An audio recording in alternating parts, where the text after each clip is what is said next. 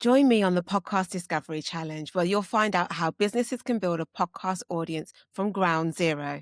I'll take you through the stages of podcast discovery using my new podcast called A Mind for Marketing. The link is in the description. Hello, my name's Christina, and I'm the founder of Don't Skip Media. We help global brands create content that audiences trust and that platforms recommend so that you can create credibility and increase your prospects. Now to podcast discovery.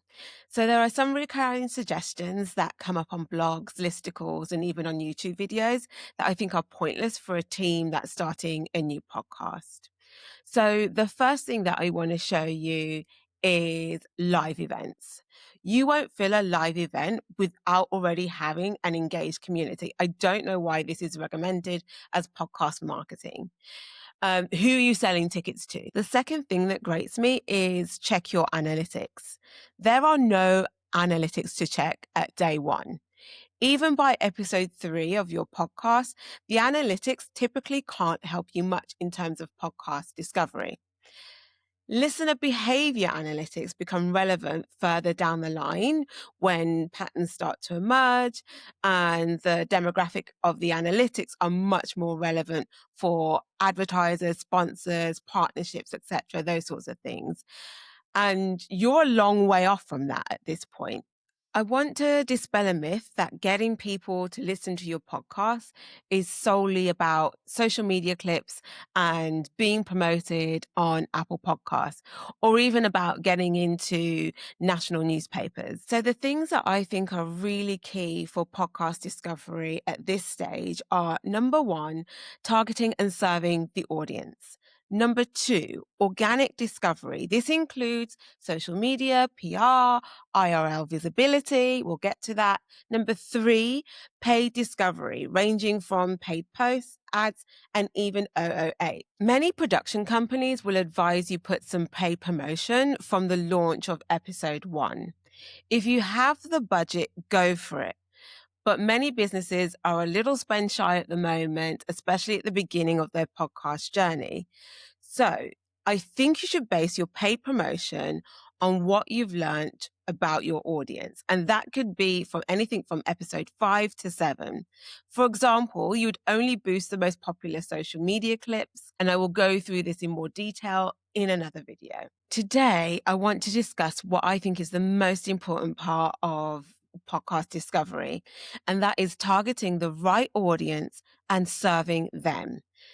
And if you get this part right, it will also act as your foundation for all the other activities. It will be the driving force behind word of mouth, clips being shared, and publications being interested in featuring your podcast. So let's kick things off with targeting the right audience.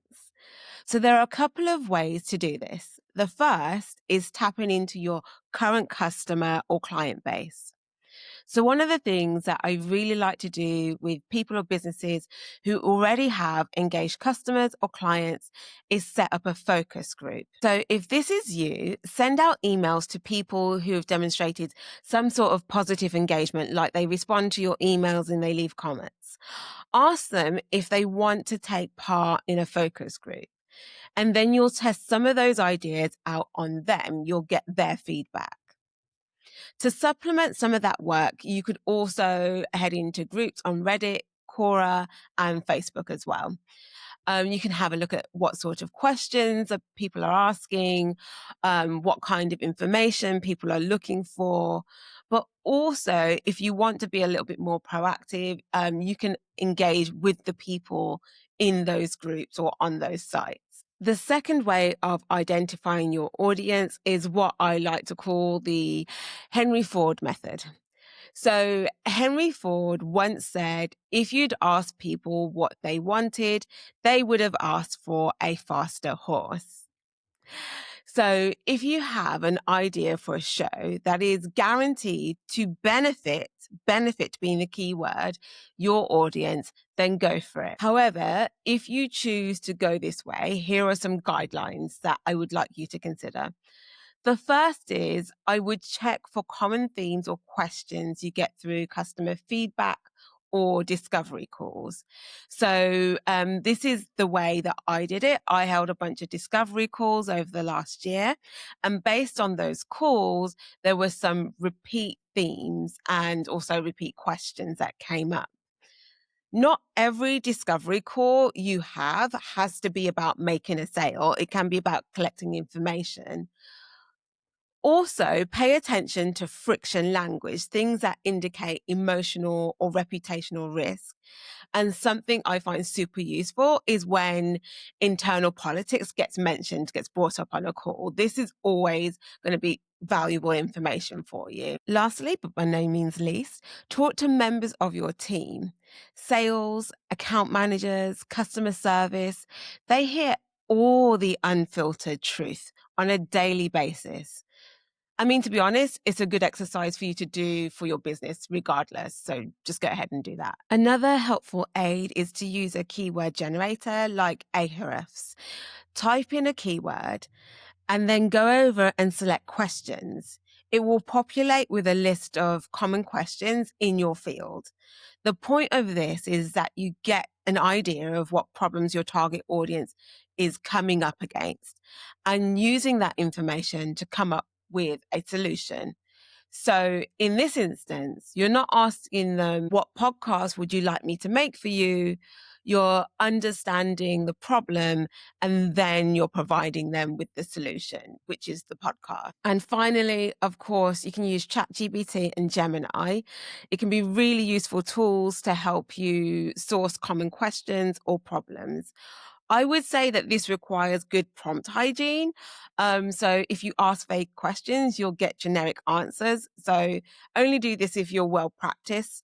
If you'd like help on effective prompting for targeting and serving your audience, let me know in the comments and I'll do a video about that. Now to cover serving your audience. Serving your audience isn't a mindset. There is no mindset that will help you do this. It's a set of very deliberate decisions. There are plenty of videos on YouTube covering the logistics of making a podcast. So I'm not going to go into that. There's lots of resources. What's much more useful to you is for me to discuss the approach you take to produce the podcast. All the information you've gathered in the previous step will influence who you choose as the presenter, the topics you'll cover, the guests you'll invite, and even the call to actions. So let's get started. Number 1, the presenter. Who does this audience trust enough to spend 30 minutes with? Sometimes that's the founder, but mostly not. The audience wants someone who sounds like they understand the problem, not someone trying to sell them a solution. So if the wrong person hosts a show, no amount of promotion will fix it. Number 2, your topics. Don't start your episode planning with, what do we want to talk about today? Nobody cares. Replace it with, what problem is the audience trying to solve right now? Content aligned to real buyer pain points drives more engagement than brand-led messaging. So just don't do it. If your episodes don't help someone make sense of the world or something real and tangible, they won't share it with their peers. Number 3, your guests. If your audience is trying to justify something internally, like deep within themselves, influencers who don't have any experience in that area won't help at all. Guests are not there for bragging rights. They're there to transfer knowledge, experience, and lend you the credibility. Your audience wants people with life experience or practitioners, people who are professionals, people who've actually dealt with the consequences or overcome the challenges.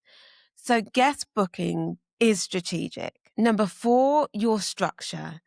Gauging the mind frame of your audience can help with how you structure your podcast. So, for instance, if your audience is risk averse, structure in some summaries because they'll really matter to them. If they're multitasking, maybe you need recaps.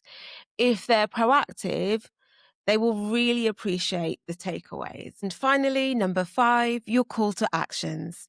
If someone is early in their thinking, asking them to book a call isn't right for them at the moment. At this stage, your CTA should help them clarify the problem and understand what a viable solution actually looks like. And that action should feel genuinely useful, not just another way to extract personal data. We're at the point where a lot of CMOs and marketing directors hit a fork in the road. Do you ask the internal team to take this on with all the extra time, pressure, learning curves, and opportunity costs that will come with it?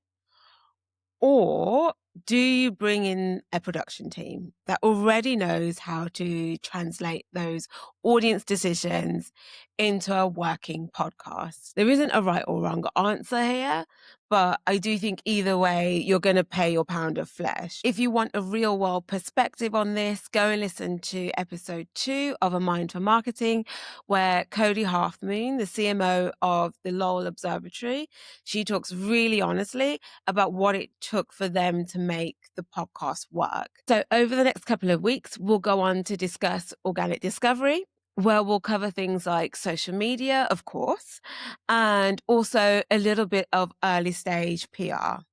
Catch you in the next one.